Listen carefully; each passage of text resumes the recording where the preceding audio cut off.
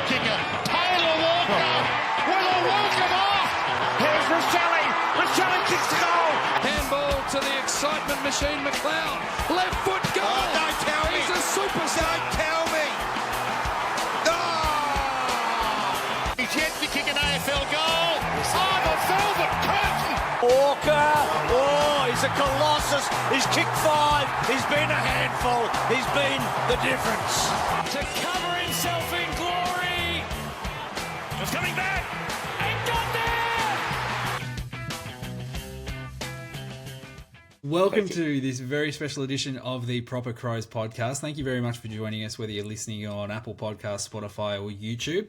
Our very first interview, so we're pretty up and about and excited. Not just me here this evening. Dill, how are you, mate? Good, mate. Good, yeah.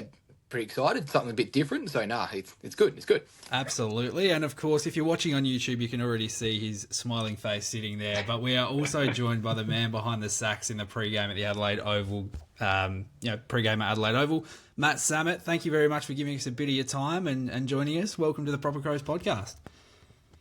Boys, thank you so much for having me. It's great to be on and listen. To you guys. You listen to somebody on your streaming services or wherever you get your podcast, and you put the faces that you see, and it's always good to make that association. So thanks for having me on. It's my pleasure. So thank you. Absolutely. Well, I promise you the pleasure's all ours. We sit there looking at you playing saxophone up on the roof of the Adelaide Oval, so we're a bit in awe at the moment, but fantastic to have you on. We'll start with how it all came about, really. So we're loving the addition of your sax to the pre-game entertainment. It's added a whole new level, and I think that's pretty widespread throughout the fan base. How did it come about? Was it you approaching the club? Did the club come to you? How did we go?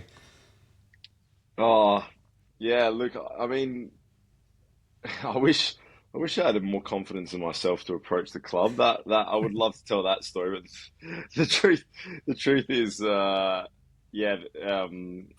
working in the music scene around Adelaide for the last sort of 15, 16 years, sort of how it works in some cases, not all cases, but, some cases is you deal through a booking agent. So they have the contract for... I've been asked this before and I never actually know the answer, but I'm pretty sure they've had the contract last year and this year. I should know. If he's watching, he will be upset, but sorry, Tom. Had the contract to supply entertainment for the Crows. There's functions that go on or there's events that they have.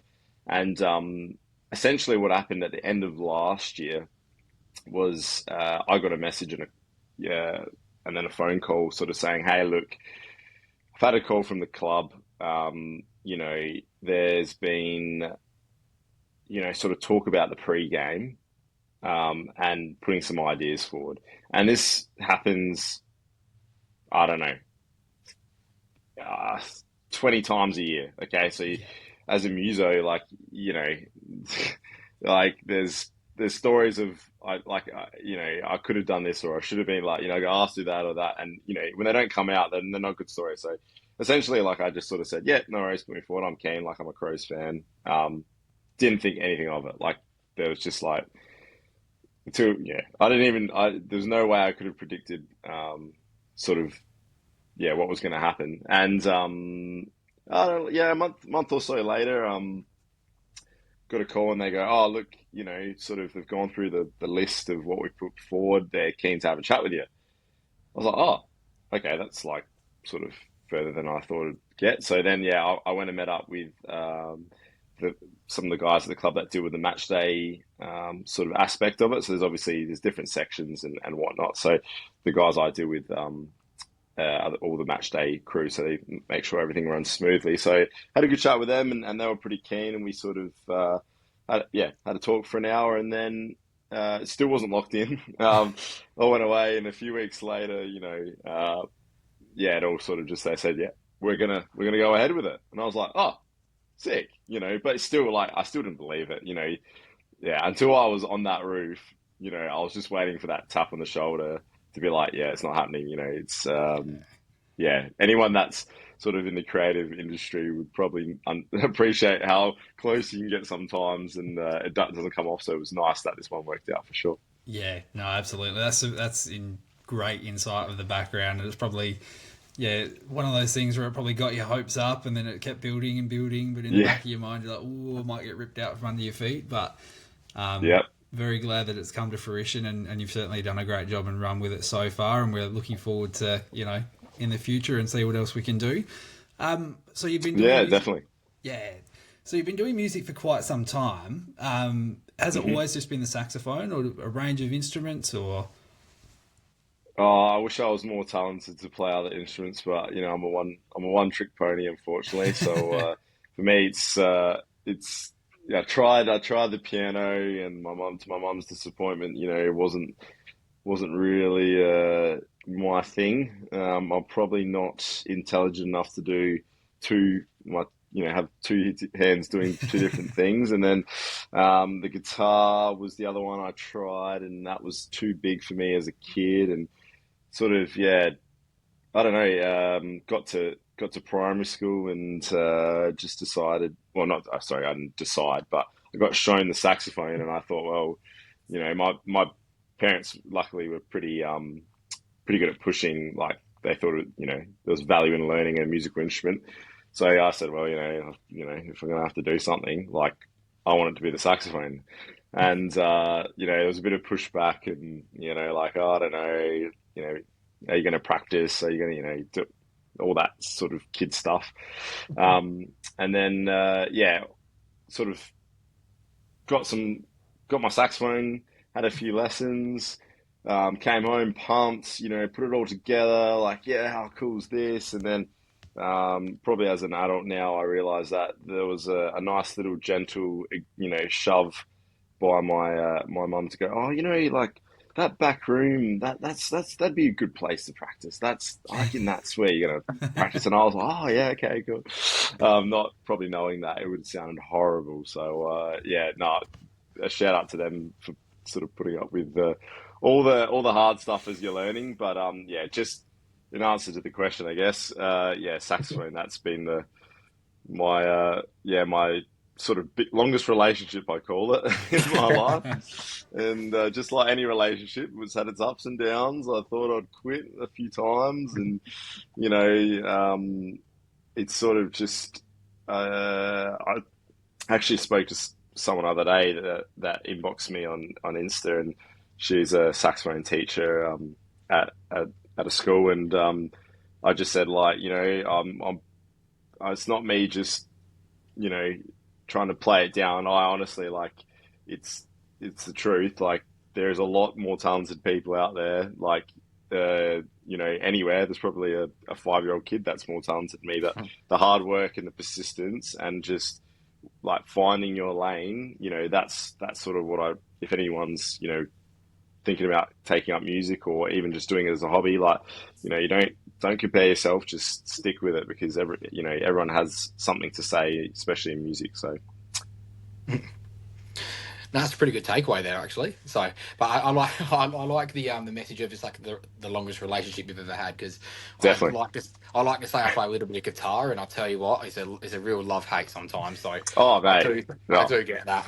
Yeah, no, I mean, if you play an instrument, like, you get it. Like, it's there's and even on game day, like, I think the second time in particular, like, I had a few audio, like, it wasn't issues, like, I could hear everything, just the balance.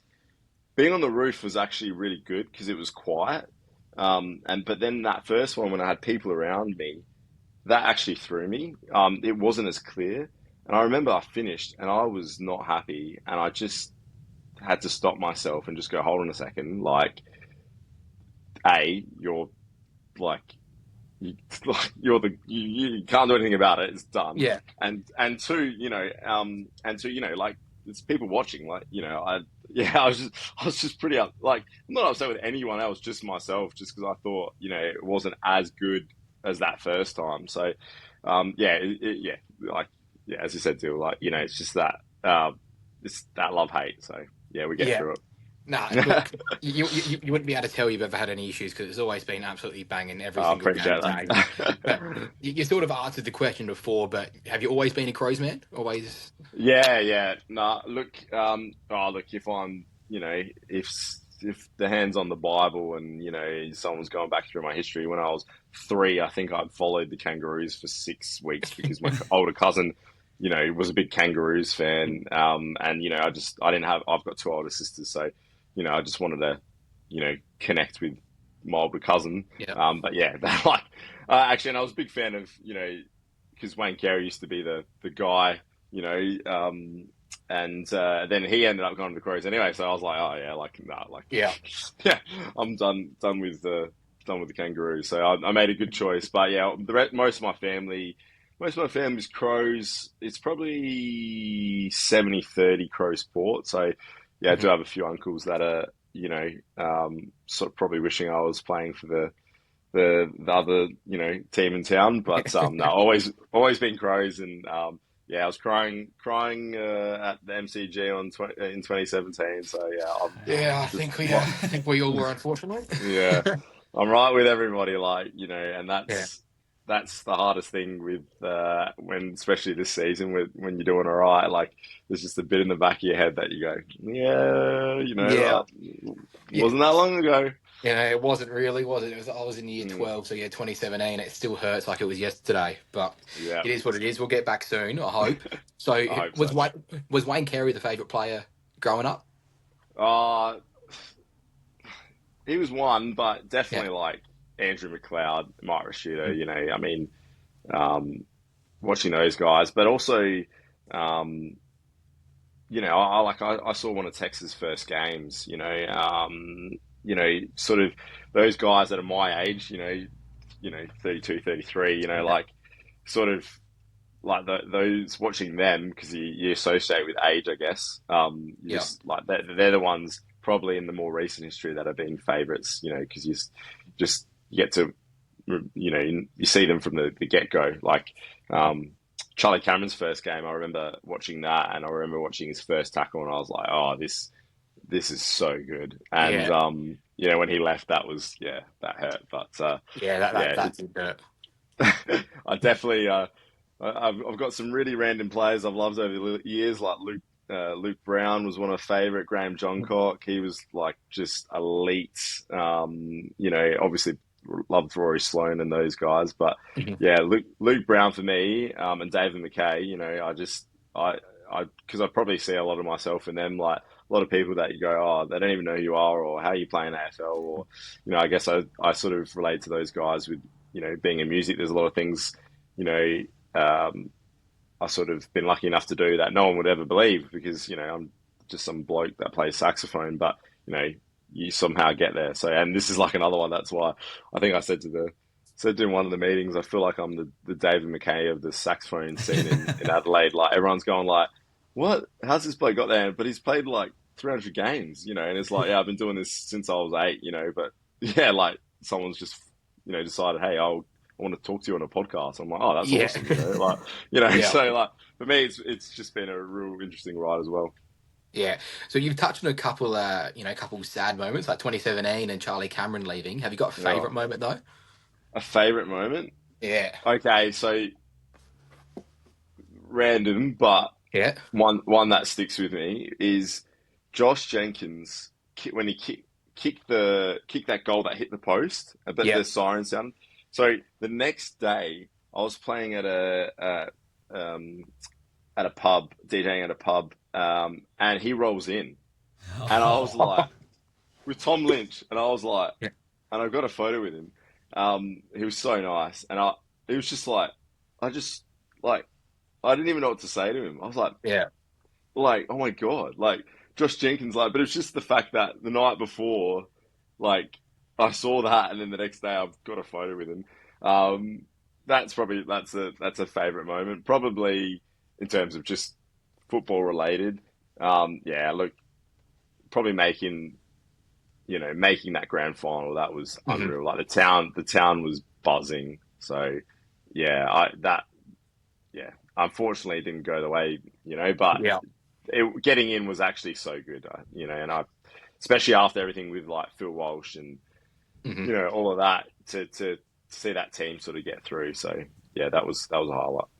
Yeah, nice. Yeah, very good. You got next question, Benny? Indeed. So next up, we've got a few questions from some of our fantastic listeners, and if you're listening at the moment and want to keep up to date with all of the socials and new episodes and everything like that, at Proper Crows Pod on Twitter, Facebook, Instagram, and TikTok. So first up, we have Josh Piantadosi, who says, it's a two-parter, was Levels your choice of pre-game tune, or was that one that the club sort of angled it that they would like to have you play? If you can answer, of course. Sometimes I gotta be careful how I word things, because I can be pretty blunt, and how things come across. But I was gonna say, like, it's probably the most choice I've had in a lot of the situations I've put in. But no, look, I mean, it's club, like, it's club first. So essentially, with the song ideas, there was probably three sort of main contenders, and that one got over the line for a few reasons. One, it hit the demographic that the match day guys wanted, which is fine. That's good. Two, I could play it. And three, like, it needed to be something that was, the players liked. They wanted to include the players, which is good. Something that the players liked, but also, had some sort of pump up, it's just before the bounce, so it couldn't be, I don't know. I see random suggestions get sent to me all the time, and some of them are great sax songs, but in the stadium environment, I don't know how much of a pump up that is. So there was just those three categories, and Levels fit into that. Yeah. Mm-hmm. Yeah, no, I think Levels works perfectly, really. Like, I think it caught us a little bit off guard at the very first time that you did it. And I was like, where is this coming from?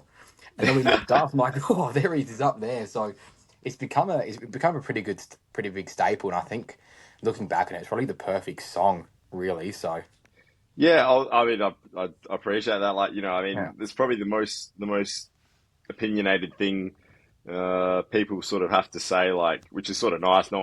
I came across a Reddit stream that wasn't as complimentary of the song choice, and I think that's the first time I feel like I've made it, because I got people that, like, bothered to take time out of the day to write negative things. But you're not going to please everyone, and, like, the club knows that, and I know that, and I know for some people that song doesn't resonate with them at all. Like, that's fine, but when you actually, this is the thing,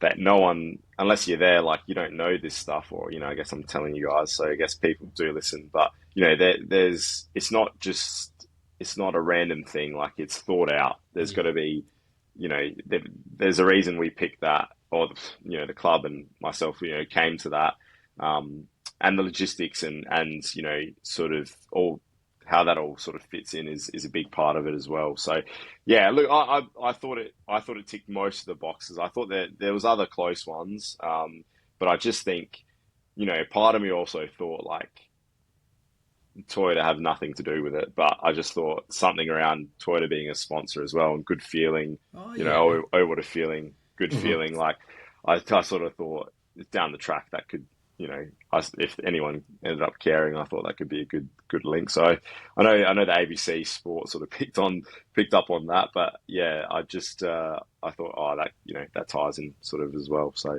trying to think bigger than just a song. Yeah. So sort of touching on, like, you played up on the roof, which is like, oh wow. Is there another spot in general, like, sort of anywhere in Australia in terms of, like, football that you want to play, like the G, or even in general? Is there a bucket list spot? Oh, look, MCG would be bucket list. Sporting, or just anywhere to play, bucket list would be, like, in Flemington for Melbourne Cup or something, like one of those events. Like, they're just, the race that stops the nation. Like, I don't know. I mean, that's, like, it's probably never going to happen. Like, but you never know. I mean, I never thought this was going to happen. But that for me would be, like, one of the ultimate. But the MCG, like, if somehow, fate or the universe, I feel like I've been pretty lucky already this year that if the universe decides that Crows can somehow, get to the big dance some way and we finish on top of the other team, so it's technically a Crows home game, then technically Crows have the rights to do their pre-game. So, Mhm.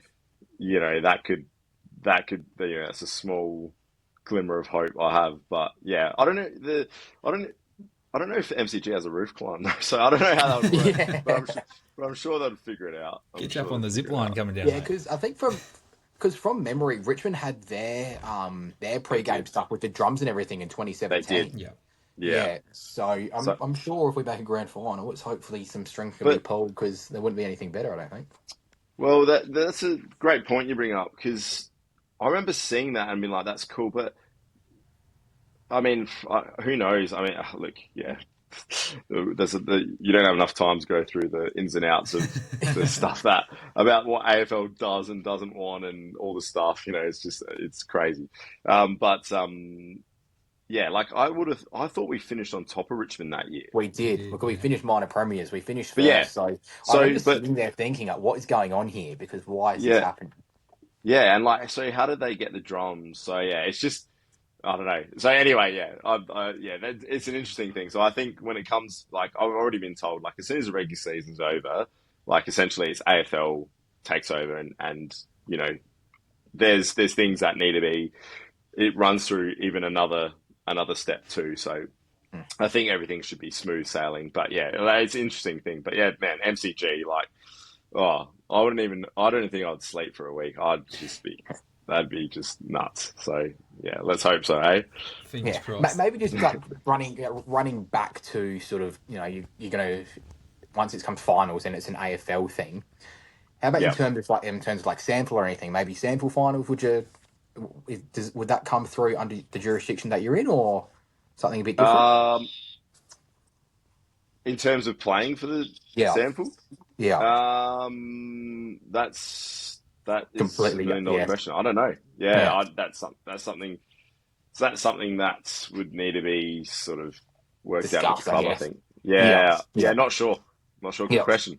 Yeah, sorry. I don't know. I actually don't. That's all right. No, it just popped into the mind then because I sort of thought, playing at obviously all the finals played at Adelaide Oval, so I'm not sure if it falls under Adelaide Oval with the club, but no, just something just popped into the head quickly. So all Yeah, good. no, that is a good question. Yeah, not sure. 100%. Well, one more from the listeners here, or maybe it came from your story when you repost it. But Alexander Bambi says, "Do you miss playing in trial Oh and God. error?" Now, I'm assuming this might be Yeah. something that you can take the lead on here, mate. Alex, this talk about talent. This guy has talent in bucket loads. Like one of the best guitarists I think I've still ever played with. And sorry to all those if anyone else is watching that I've played in bands with because they're really really good. But Alex was just next level. And we had a band in school called Trial and Error, and he gave me a lot of grief because he was the rock star and I was just in his way pretty much. But yeah, no, do miss, you never forget where you're from, and I think that our Facebook page got archived, but that was like God for us. Like I didn't have Facebook, but I sort of ran the band page, so I sort of had a lot of I don't know interaction with people on that. So yeah, I was sort of I don't know when 2008, like moved from MySpace to Facebook. Miss playing with trial and error, but yeah, no, Alex is a funny man. So there you go.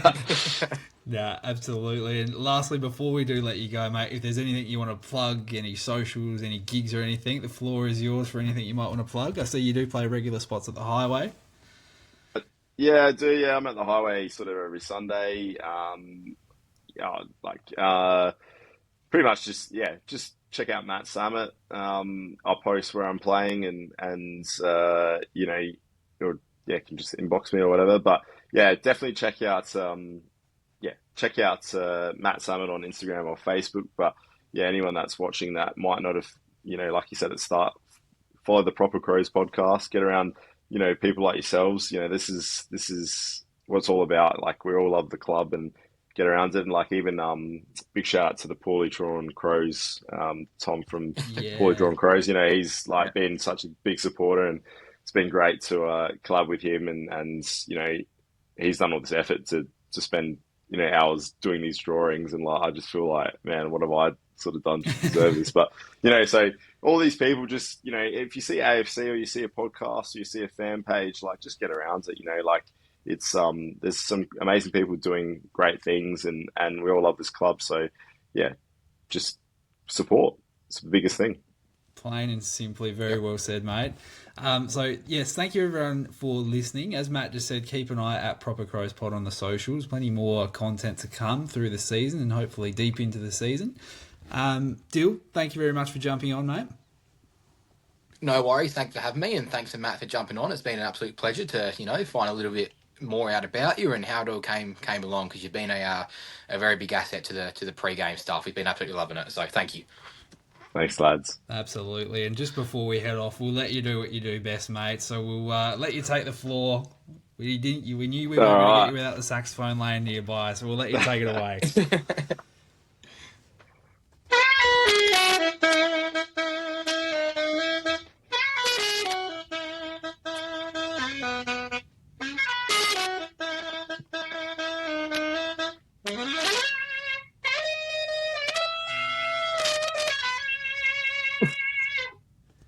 Beautiful. Thank you very much, mate. Thank you, mate. Thanks, lads. Go the Crows. Go the Crows. Ring the bell! Ring the bell!